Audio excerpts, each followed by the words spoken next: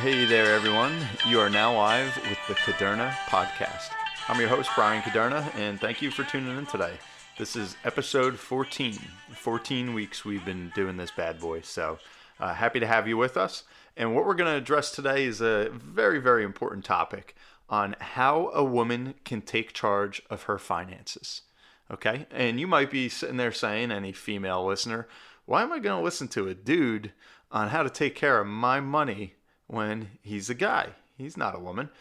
Well, let me tell you, I have plenty of female clients, and I think when you boil finance and money down and you really get to know people, whether guy or gal, we're all after the same thing here. I think we have all the same sets of wants and needs.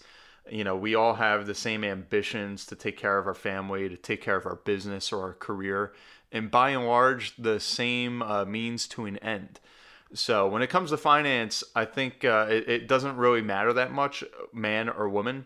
What I'm going to touch on, though, is some of the life events that could provoke a woman to say, okay, now I have to take charge of my finances. And my goal today is to prepare you for that. So again, as in so much of my talks that I give, we never want you to be reactionary. We want you to be proactive so that when things arise, you always have options and that you don't have to say, oh my gosh, where's the panic button? All right, so what we're going to touch on again, how a woman can take charge of her finances, and why is this such an important topic? Am I hopping on the Me Too movement or woman empowerment? I'm not a feminist, I guess you could say, but we got to look at the reality, guys. Women are becoming they're here now, a major force in today's economy. I recently read a survey by YouGov, which does polls all around the world, and they polled over 14,000 people. And what their survey showed is that 1 in 5 women make the same or more money than their partner. I thought that was a pretty eye-opening statistic that 20% of households, the woman is the breadwinner. Okay, I think that shows great progress, of course, for women, and just how much has happened just in the past few decades. A statistic that was also in that study that I found even more revealing is when it comes to household financial planning, 26% of women call the shots. So irregardless of who's making more money than who, 1 out of 4 households, the mom or the wife is the one that is the financial decision maker. Okay, so I think that's a great statistic to recognize. And these numbers, like I mentioned, have certainly increased dramatically in recent decades. But we do have to take a step back and recognize that there are many homes out there still stuck in the patriarchal past in which women take care of the house and the kids, and men go to work and take care of the work and the money. So if you're saying, I kind of fall into that camp, we're old school. That's how we do things in our house. I do got to tell you, it's my duty to let you know that trends in family dynamics are making that arrangement less viable every day. And you might be saying, well, what trends? What trends out there could affect the way that we manage our finances and what roles we play as husband and wife? Well, I'll give you the first one. And this is an unfortunate one, but depending on what study you read, about half of all marriages today end in divorce. Okay, most of the studies that I was able to pick up, that number ranges between 50 to 52% of marriages. Sadly, they don't last forever. Okay, so obviously when that split occurs, when Ken and Barbie go their separate ways, doesn't matter who was the financial quarterback, but whoever kind of took the sidelines is now going to be thrust into the driver's seat and have to really get a good grasp on finances and how they're going to manage their money moving forward. Okay, at that point, you don't really have a decision. All right, and you might even say, well, that's not us. We're still going strong and we're going to stay happily married forever. And that's fantastic. I give you a lot of credit for that. But according to the CDC, all right, the Center for Disease Control, the average American woman lives to about 81 years old, whereas the average American man lives to about 76. Okay, so if you do some simple math, even if we're staying hitched forever, women are typically outliving their male counterpart by about 5 years. Okay, So both of those realities mean that the 74% of women today who are not controlling the financial decisions and who prefer to stay out of the financial realm will very likely someday be forced again into that driver's seat. Okay. So it's not so much just how a woman can take charge of her finances, but now hopefully you understand why a woman must take charge of her finances. Okay. So in all things, we want to plan ahead, right? We don't plan to fail, but we fail to plan. Okay, so we're going to avoid that by getting a grip on the overall situation. Okay, so again, as a certified financial planner, I meet with hundreds, if not thousands, of couples every year, and I've found 3 common excuses that lead to a woman's inexperience when it comes to financial planning or personal finance. Okay, so this is my own, I don't want to say empirical evidence, but my own observation from what I've seen just being in this career for, over the past 10 years. And I think if you talk with most folks out there, their kind of observation would be in line with, what history has taught me. So what are those 3 excuses? I'll get right to them. Number 1, the woman says, I find all this talk about money boring. Okay? It's boring, so I don't make financial decisions. Number 2, money makes me anxious. It gives me agita. I don't even want to think about money, let alone talk about it and draw up game plans around it. And then number 3, going back to that old school patriarchal kind of approach, my husband makes more money, so he feels it's his role alone. It's not up to me. All right, I'm here to tell you today on this podcast that those 3 excuses are just that. They are excuses, okay? In regards to number 1, I find money boring. I've yet to see any scientific study that there's a biological difference citing a man's interest in finance and money as being far greater than a woman's interest in wealth management, okay? So I don't like that excuse because the fact of the matter is there's a lot of things in life that are boring that we have to give their time, okay? Or give our time to, I should say. All right, I don't enjoy going to the gym every day and doing the same exercises or getting on the treadmill. I find that very boring, but I still try and get that in at least 4 or 5 times a week because it's the responsible, healthy thing to do. All right, money is not that different. All right, wealth and health go hand in hand. Okay, it may be boring. Maybe you didn't want to be an economics major, but we still at least have to have a general knowledge of personal finance and how we're managing our household. All right. And then in respect to number 2, money makes me anxious. You cannot allow money to make you anxious. Okay, that's being unfair to money. All right. Many of us, we don't enjoy going to visit the doctor. I know I certainly don't. But we all got to do it sometime, right? Again, that's the proactive, responsible thing to do. It goes for money as well. We can, I think, eliminate a lot of that anxiety or worry by, I don't want to say overcoming a fear, but overcoming that anxiety just by confronting money and coming up with a game plan and understanding all the different options available to us and the corresponding consequences to those decisions. And I think if you start to embrace that over time, you'll find out that money, doesn't have to give you such anxiety, okay? If you can spend money, you better understand how to make some financial decisions around it. And then the third excuse, my husband's making more money, he feels it's his role alone. That's not going to fly, okay? I always tell people, income is not an entitlement or a prerequisite to financial decision making. So I'll say that one more time. Income is not an entitlement or a prerequisite to financial decision making, okay? All opinions are equally valid. So when we have a happy marriage, all right, both voices have to be heard, okay? And it goes for money as well as any other aspect of a healthy relationship, okay? So one of the things I do as a CFP to overcome some of those barriers, I insist that both spouses always be present at all of our meetings, all right? They always got to be there. Otherwise, we're just not going to be on the same page. So sometimes I'll get that, from the husband over the phone. Hey, listen, I make the financial decisions. Don't worry about it. We'll meet. We'll kind of go over things, and then I'll fill my wife in tonight. We'll go from there. No, not anymore. That's not going to happen. There are no silent partners in a safe, effective partnership. Okay, I need both of you there. We all got to get on the same page. All right, getting everyone on board is going to be about 90% of the battle. And it's going to make the next two life events, all right, that we spoke about earlier, way less stressful and easier to manage if or when they do crop up. Okay, so let's look at that next step.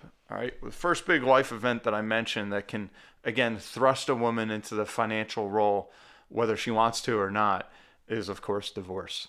All right. That is a transition, a life transition that is absolutely rife with emotions, and money can often just add more fuel to that fire. Okay. A recent survey that was done by Dave Ramsey showed that the number one issue couples argue about is money. All right.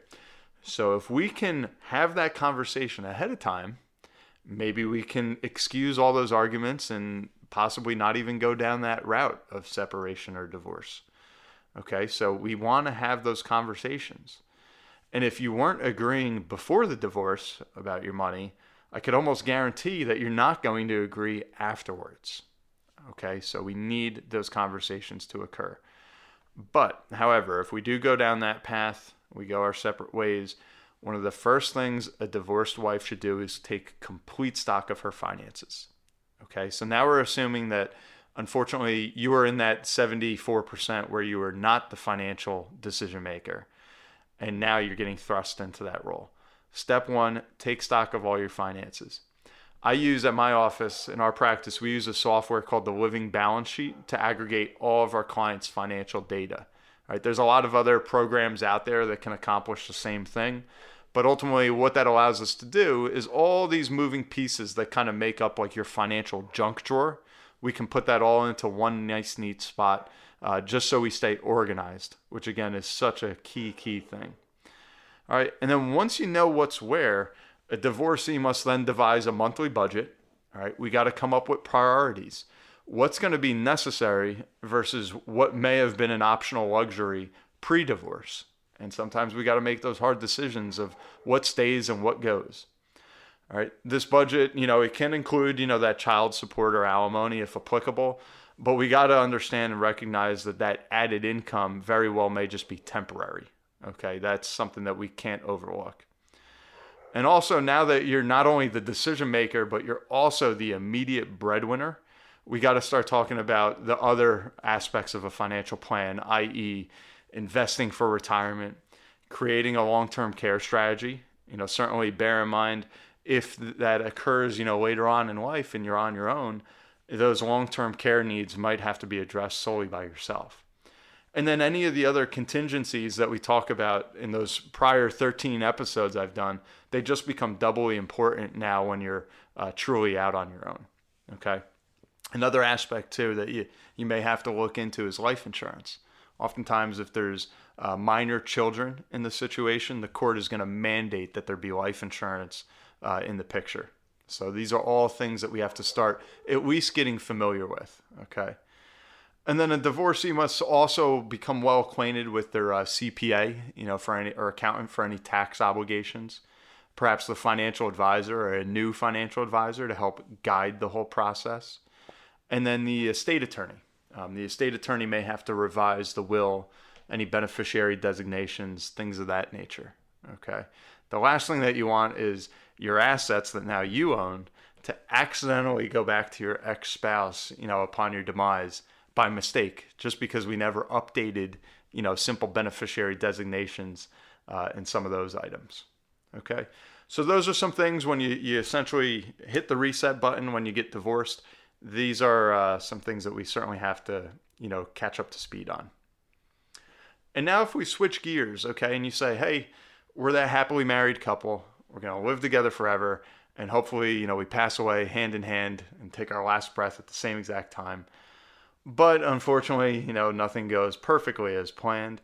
And you find yourself a widow. Okay. Again, certainly another huge life event. Couldn't even imagine, the emotions involved. So first I should say, unfortunately, if you do find yourself in this situation earlier in life, God forbid your husband passes away at a young age, most of the steps that I was just talking about of being thrust into that role as the financial decision maker are pretty much mimicked. Of course, the child support or alimony may not be there now, but in place of that, hopefully we had life insurance in the existing plan, and that could certainly create, an influx of cash at a time when it's most needed. But in a more likely scenario, if we fast forward where we do get to live out into our golden years, but then our husband passes on and we continue to live life maybe 5, 10, 15 years thereafter, okay, again, now whether we want to or not, we are that decision maker, okay? So a few things a widow in retirement has to, think about. First, again, you want to take stock of all the financial plans and the budgets, but also now you might have to make some changes, some adaptations. First one to recognize, there could be a lost Social Security benefit. All right, if you listen to last week's episode of how to understand Social Security, you'll remember that you only keep the higher of the two Social Security benefits. So if you were both working a full career and had solid Social Security retirement benefits, and then the husband passes away, you're now left with just one Social Security benefit. All right, so that could be a big reduction in income. Another thing to recognize, maybe even more impactful, is the potential loss or reduction to pension benefits. All right, so if you're one of those folks that was fortunate enough to retire with a defined benefit pension, typically this is going to be like government workers. If you're a teacher, police officer, or maybe worked for a large company that still provided a pension, what happens in that respect, and we could do a whole nother episode on this, is that employee, when they retire, oftentimes has an option as far as how they want to collect their pension. They might elect a straight life pension, which means that they get an annuity. This would be the maximum payout. They get an annuity for the rest of their life, but then once they pass on, there's nothing left to go to a spouse or beneficiary. All right, so that means that benefit dies with them. Or they can often elect a survivorship option in which if that employee were to predecease the wife, now the wife in this case will either continue the same benefit or receive a reduced benefit, a fraction of what the husband used to receive. Okay, so think about that. I mean, if you're used to a certain lifestyle and fixed income in retirement that you're enjoying, and your husband's on a straight life pension, and then he passes away, and that monthly paycheck immediately goes out the window, as well as his Social Security benefit, this could be a big adjustment to your retirement lifestyle. All right, so you've got to plan ahead for that. Again, that's something I harp on a lot about, not to digress, but in respect to life insurance in retirement can become a vehicle to replace all that lost income. So we got to think about those things. And then once you get that a grasp on that, you're going to have to probate your deceased spouse's will, kind of make sure everything's squared away on that front. And then you definitely want to check out all the beneficiaries on any transfer of death accounts, retirement accounts, life insurance policies, just not to delay, any receipt of those funds. Okay. That's where I always tell people, you make sure you're checking every piece of mail. Reach out to the number on those statements, the customer service or the financial advisor or the broker, and make sure you know what's what, and that whoever those beneficiaries are receiving what's owed. Okay. And then another thing to recognize is once that's squared away, you want to make sure you're aware of any required minimum distributions that might be owed on those retirement accounts. Okay, so if they have IRAs there, you got to make those RMDs or you could be subject to some pretty severe penalties. All right.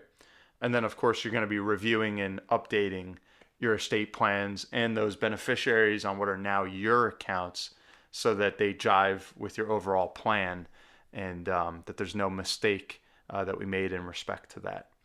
All right, so certainly a lot of things to account for.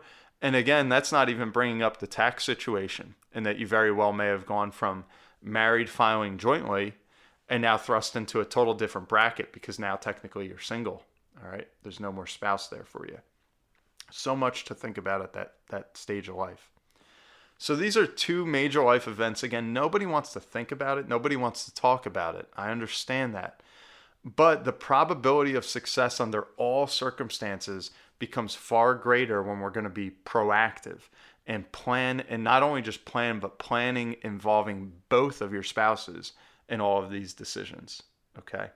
So you always got to remember, if we lean on one financial quarterback, that may work fine when things are going well. But even the backup to Tom Brady needs to be ready to play football. Okay, so we all have to be ready.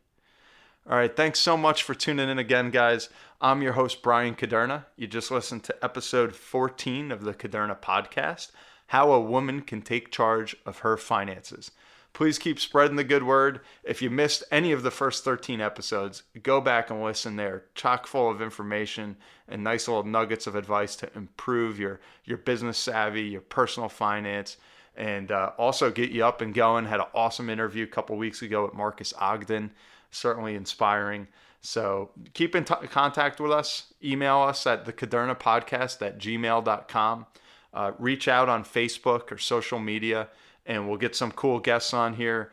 Keep hitting on topics that you folks all want to hear about, and we'll spread the good word. Thanks again, and see you next week.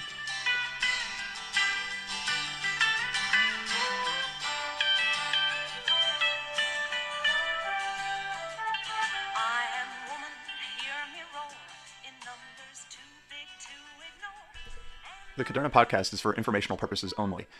Advice should be relied upon only when coordinated with professional advice. This material contains the current opinions of the author, but not necessarily those of Guardian or its subsidiaries, and such opinions are subject to change without notice. Guardian, its subsidiaries, agents, and employees do not provide tax, legal, social security, or accounting advice. Consult your tax, legal, or accounting professional, as well as the Social Security Department regarding your individual situation.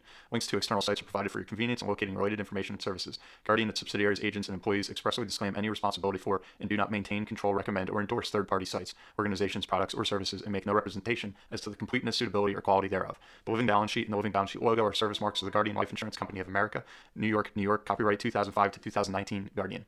Brian Caderna is a registered representative and financial advisor of Park Avenue Securities, LLC, PAS 300 Broadacres Drive, Suite 175, Bloomfield, New Jersey, 07003. Securities products and services and advisory services are offered through PAS, a registered broker-dealer and investment advisor, 973-244-4420. Financial representative of the Guardian Life Insurance Company of America, Guardian, New York, New York. PAS is an indirect, wholly owned subsidiary of Guardian. Caderna Financial Team and International Planning Alliance, LLC are not affiliates or subsidiaries of PAS or Guardian. Caderna Financial Team is a division of International Planning Alliance, LLC, a general agency of the Guardian. PAS is a member of FINRA SIPC. 2019 87439, expiration date October 2021.